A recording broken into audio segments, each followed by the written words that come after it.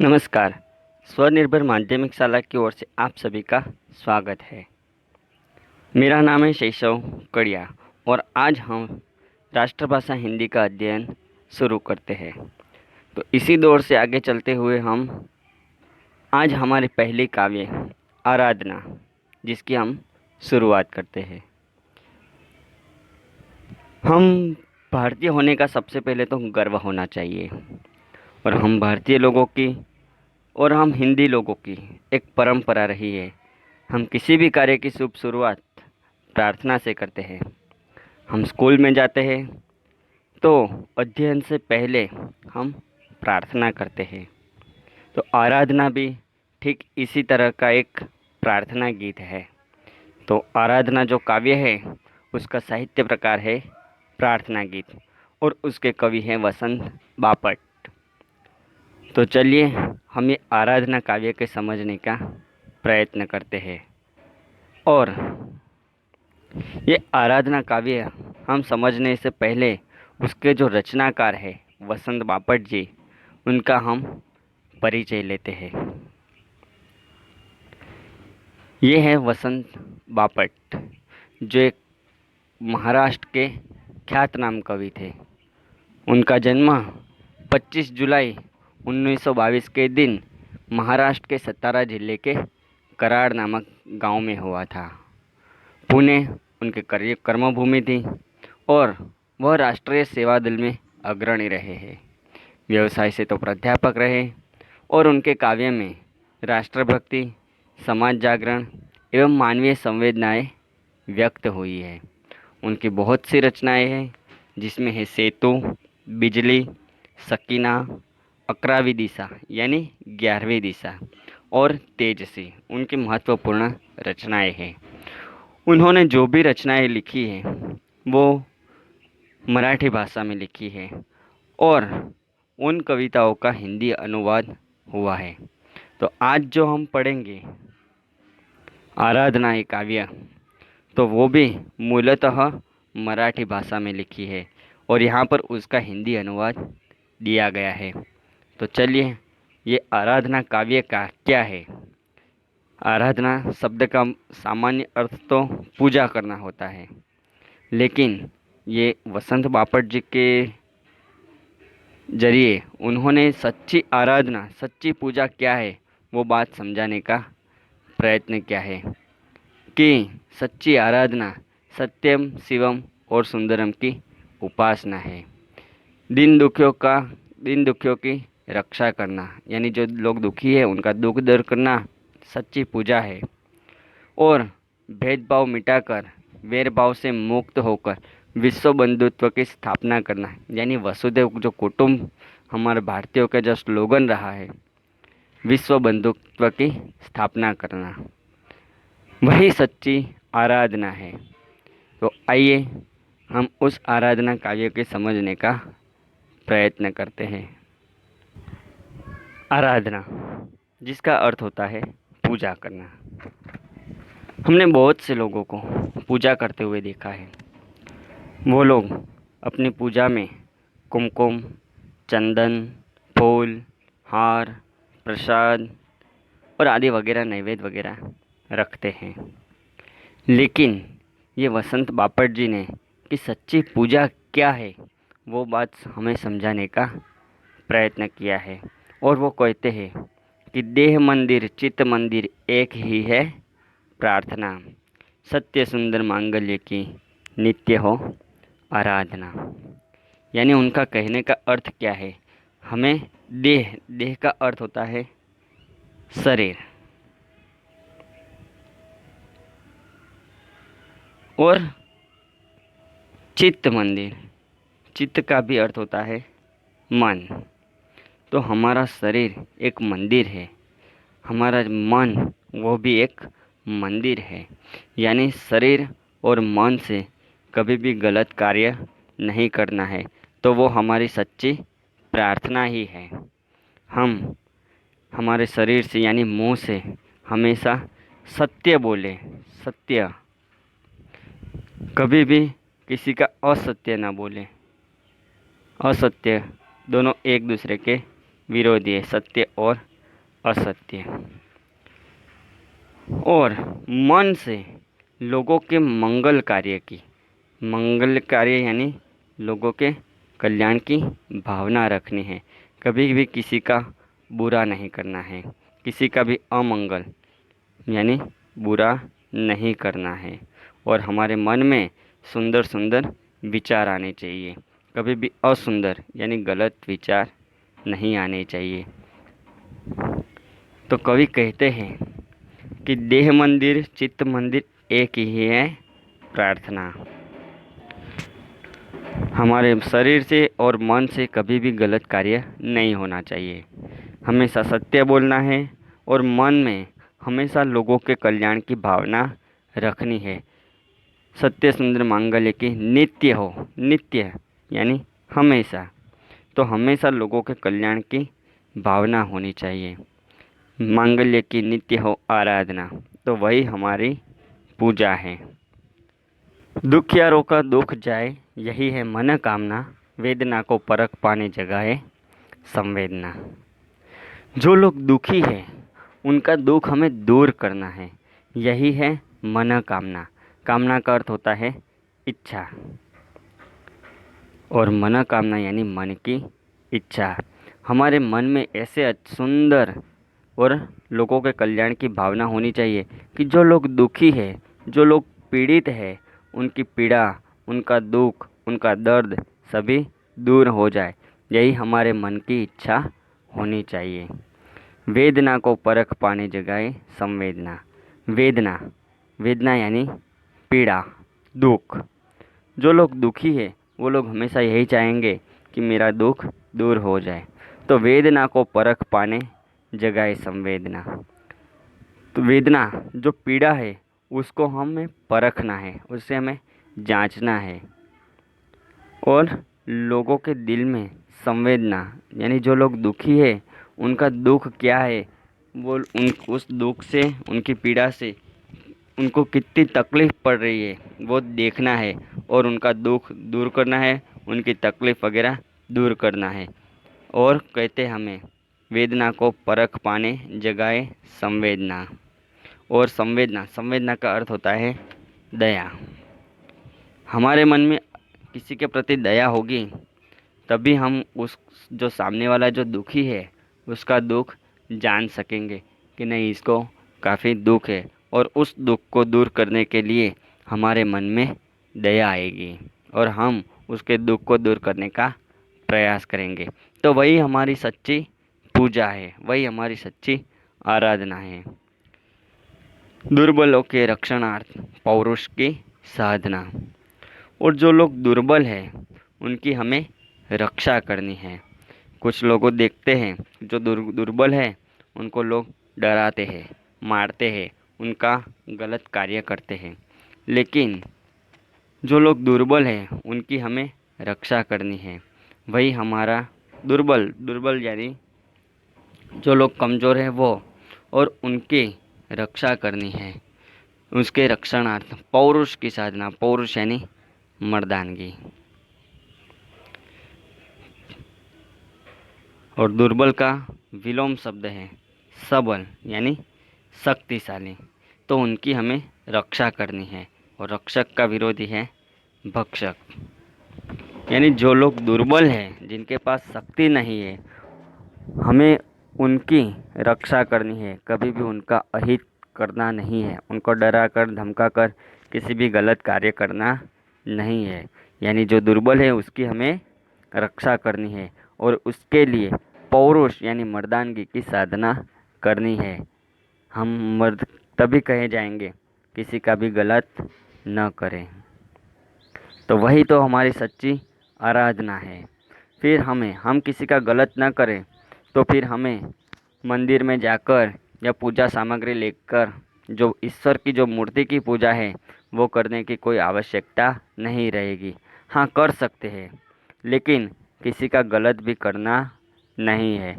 तो हम वसंत बापट जी के अनुसार कि ये जो आराधना है उनका अर्थ क्या है कि हमें शरीर और मन से पवित्र रहना है, हमेशा लोगों का अच्छा अच्छा सोचना है, दुखी लोगों का जो दुख है वो दूर करना है, सभी लोगों के कल्याण की भावना रखनी है और दुर्बलों को डरा कर नहीं परंतु उसके साथ प्रेम से वर्तन करना है, उनकी रक्षा करना है। तो वही हमारी सच्ची आराधना है, वही हमारी सच्ची पूजा है। आगे बापट जी कहते हैं, जीवन में नव तेज हो, अंतरंग में भावना, सुंदरता की आस हो, मानवता की हो उपासना, शौर्य पावे धैर्य पावे यही है अभ्यर्थना। यानी जीवन में नए तेज हो, नव तेज यानी नई चमक, यानी नया विश्वास होना चाहिए, कभी भी निराश नहीं होना चाहिए कि हमारा अच्छा होगा। यानी हमें भीतर हमारे मन में एक नई चमक होनी चाहिए, नई चेतना होनी चाहिए, नया प्रकाश होना चाहिए कि हमारा अच्छा ही होगा, कभी भी किसी का गलत नहीं होगा। ऐसी नई चमक यानी नया विश्वास होना चाहिए। अंतरंग में भावना, अंतरंग, अंतरंग का अर्थ होता है हृदय यानी अंतःकरण। अंतरंग का अर्थ होता है अंतःकरण, यानी ये नए नए जो भाव है वो हमारे हृदय में नए नए अच्छे भाव होने चाहिए।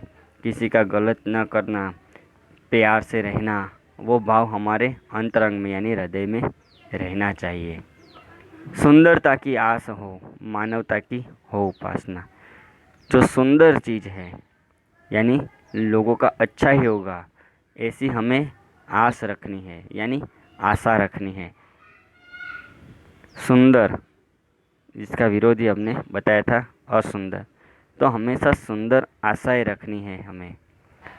आस, आस का अर्थ होता है आशा। हमें कभी भी निराश नहीं होना चाहिए, सब कुछ अच्छा हो जाएगा ऐसी आशा रखनी है, ऐसा विश्वास रखना है। और मानवता की हो उपासना। मानवता यानी इंसानियत।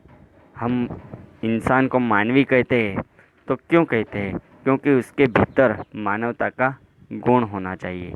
लोग इंसान कहते हैं मनुष्य को, तो इसके अंदर इंसानियत होनी चाहिए। अगर ये मानवी के भीतर से मानवता का गुण चला जाए तो उसमें और पशु में कोई फ़र्क, कोई अंतर नहीं रहेगा। इसलिए हमें मानवता रखनी चाहिए, लोगों के प्रति दया, प्रेम भाव आदि रखना चाहिए। तो मानवता की हो उपासना। जब हमारे भीतर लोगों के प्रति दया और मानवता आ जाएगी तो मानवता की हो उपासना। उपासना यानी पूजा, उनकी भक्ति। तो वही तो है सच्ची आराधना, कि हम एक दूसरे के प्रति मानवता रखें। आगे कहते हैं शौर्य पावे। शौर्य, शौर्य का अर्थ होता है शक्ति। शौर्य, बहादुरी, शक्ति, जिसके पास शूरता है। धैर्य पावे, आगे कहते हैं कवि धैर्य पावे, यानी धीरज रखनी है, किसी भी कार्य में जल्दबाजी नहीं करनी है। हमें पूरे विश्व को बदलना है तो एक ही दिन में नहीं बदला जाएगा, हमें उसके लिए शक्ति चाहिए। धैर्य यानी धीरज भी रखनी है। यही है अभ्यर्थना। अभ्यर्थना का अर्थ भी होता है पूजा, प्रार्थना। यानी सच्ची पूजा, सच्ची प्रार्थना क्या है कि हम शक्ति पाए और उस शक्ति का सदुपयोग करें। फिर धैर्य यानी धीरज, हमारे भीतर धीरज भी होनी चाहिए, क्योंकि जल्दबाजी में कभी भी किसी का गलत हो सकता है। इसलिए हमें विश्वास रखना है हमारे ईश्वर ऊपर, उनके पास से शक्ति मांगनी है और उस शक्ति का सदुपयोग करना है। जो गरीब है उनका दुख दूर करना है, जो दुर्बल है उनकी भी रक्षा करनी है, उनको डराना धमकाना नहीं है। यही तो है अभ्यर्थना, यानी यही हमारी सच्ची पूजा है। अभ्यर्थना का अर्थ भी होता है पूजा। यानी पूरी पंक्ति में बापट जी कहते हैं कि सबके जीवन में नया प्रकाश होना चाहिए, यानी नया विश्वास होना चाहिए कि हम सबका अच्छा होगा। सबके हृदय में सुंदर सुंदर भावनाएं होनी चाहिए। कभी भी किसी के लिए गलत सोच या गलत भावना नहीं होनी चाहिए। सबके मन में सुंदर आशाएं होनी चाहिए, सुंदर विश्वास होना चाहिए और सब मानवता की पूजा करें। सभी लोग शौर्य और धैर्य प्राप्त करें, यानी शक्ति और धीरज प्राप्त करें। यही तो है सच्ची आराधना, यही तो है सच्ची प्रार्थना। भेद सभी अस्त होवे, वैर और वासना, मानवता की एकता की पूर्ण हो कल्पना। मुक्त हम, चाहे एक ही बंधुता की कामना। यानी कहते हैं कि भेद सभी अस्त होवे। अस्त का अर्थ होता है नष्ट होना और उसका विरोधी है अष्ट। अस्त तो उदय। भेदभाव यानी हम जो भेदभाव रहते हैं हमारे मन में वो सभी अस्त हो जाए, यानी वो भेदभाव नाश हो जाए। वैर और वासना, वैर यानी दुश्मनी, किसी भी की हमें दुश्मनी नहीं रखनी है।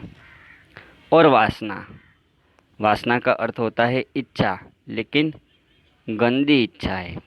जो मन में गलत गलत इच्छाएं आ जाती है, गलत गलत सोच आते हैं, वो सब चीज़ें अस्त होनी है। भेदभाव अस्त होने हैं। वैर भावना यानी दुश्मनी, किसी से भी दुश्मनी नहीं रखनी है। वो जो दुश्मनी का जो भाव है, वैर भावना, वो भी नष्ट हो। और वासना यानी जो गलत इच्छाएं पैदा होती हमारे मन में, उसका भी अस्त होना है। वो गलत जो सोच का भी नाश होना है। मानवों की एकता की पूर्ण हो कल्पना। यानी हम मानवीय एकता में रहना चाहिए, कभी भी अलग अलग भिन्न भिन्न वर्गों में नहीं बांटना चाहिए। मानवों की एकता की, यहाँ पर एक जिसका विलोम शब्द है यानी विरोधी है अनेक, तो हम सब एक होना है। कभी भी आपस में झगड़ा वगैरह करके बंटवारा नहीं करना है। मानवों की एकता की पूर्ण हो कल्पना, यानी हम सब एक है, ऐसे जगत की हमें कल्पना करनी है। मुक्त हम, हमें मुक्त होना चाहिए, यानी किससे? किसी बंधन से नहीं, परंतु मुक्त का विरोधी तो है बंधन। पर हमें किससे मुक्त होना चाहिए? जो गलत गलत सोच है, जो भेदभाव है और वैर भावना है, दुश्मनी है, इन आदि जो गलत गलत सोच आती है, उन सब चीज़ों से हमें मुक्त होना है, ताकि हमारे मन में अच्छे ख्याल आए। मुक्त हम, चाहे एक ही बंधुता की कामना, और हम एक ही बंधुता की, यानी विश्व बंधु की जो भावना रहती है, बंधुता यानी भाईचारा, ऐसी हमें सोच रखनी चाहिए। चाहे हम एक ही बंधुता की कामना, कामनाता का अर्थ भी होता है इच्छा, यानी हम सब एक होकर रहे, ऐसी कामना करनी चाहिए। कभी भी गलत गलत सोच या गलत ख्याल या दुश्मनावट, ऐसी जो भावना है उसका तो नाश करना है। और कैसी भावना रखनी है? हम सब मुक्त है और विश्व एक कुटुंब है। चाहे एक ही बंधुता, बंधुता यानी भाईचारा, सभी लोग हमारे भाई बहन है, ऐसी हमें कामना करनी है, ऐसी हमें इच्छा रखनी है। तो वही तो हमारी सच्ची आराधना है, यही तो सच्ची हमारी पूजा है, यही तो हमारी सच्ची प्रार्थना है। यानी कवि क्या कहते हैं? मनुष्य मनुष्य के बीच सारे भेदभाव समाप्त हो जाने चाहिए। किसी को भी किसी से प्रति दुश्मनी या किसी से अंदर से जलन नहीं होनी चाहिए। लोगों की बुरी इच्छाएं नष्ट हो जाए। जो इच्छाएं तो रहती है, पर बुरी जो इच्छाएं रहती है वो नष्ट करनी है। सभी मनुष्य एकता का अनुभव करें और हम स्वतंत्र हैं ऐसे, और हम सब एक ही है, भाई भाई है, ऐसी बंधुता की कामना करें। तभी वही हमारी सच्ची आराधना पूर्ण होती है, तभी हमारी सच्ची पूजा पूर्ण होती है। और इन सभी बातों से हमारे जो ईश्वर है वो हमारी पूजा का, हमारी प्रार्थना का स्वीकार करते हैं। तो बापट जी ने ये आराधना काव्य में हमें बताया कि सच्ची पूजा, सच्ची आराधना क्या है। तो हमें भी ख्याल रखना है कि हमारा शरीर और मन एक मंदिर के समान पवित्र होना चाहिए। कभी भी शरीर से या मन से किसी का भी बुरा ख्याल न हो और किसी से भी कुछ गलत कार्य न हो जाए। इसी तरह हम मंदिर की तरफ शरीर और मन से पवित्र रहें और लोगों का कल्याण करें। और उन्होंने आगे भी बताया था कि हम जो लोग दुखी हैं उन दुख को समझें और उनके दुख को दूर करें ताकि हमारे भीतर मानवता आए। और कहते हैं कि हमारे मन में हमेशा विश्वास होना चाहिए कि एक नया जगत, नई प्रकाश, नई विश्वास हमारे मन में होना चाहिए। कभी भी निराश नहीं होना चाहिए और हम सभी के मन में सुंदर सुंदर आशाएं होनी चाहिए ताकि हम मानवता की पूजा कर सकें। तभी हमें शक्ति मिलेगी और तभी हमें धीरज प्राप्त होगी। वही तो है हमारी सच्ची प्रार्थना। और अंतिम पंक्ति में उन्होंने बताया कि मनुष्य के बीच में सारे भेदभाव समाप्त करने हैं और जो दुश्मनी है उसके भी नष्ट करना है और जो बुरी इच्छाएं जो रहती है उसको भी हमें नष्ट करना है। तो हमें सभी मनुष्य में स्वतंत्रता और विश्व बंधुत्व की भावना से रहना चाहिए। अस्तु।